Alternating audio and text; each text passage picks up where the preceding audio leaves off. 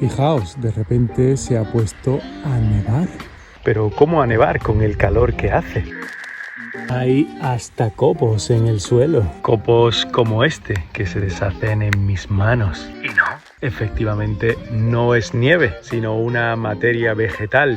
Maravillosa. Bilanos, son los bilanos del chopo. Y como veis, se agrupan, creando estas masas blancas tan maravillosas. Y en cada uno de estos bilanos encontramos esos puntitos blancos Que son sus semillas. Crean estas estructuras algodonosas que, llevadas por el viento, transportan sus semillas allá donde el aire les lleve. Y para aquellos que, como yo, seáis alérgicos, desgraciadamente, No os pongáis nerviosos.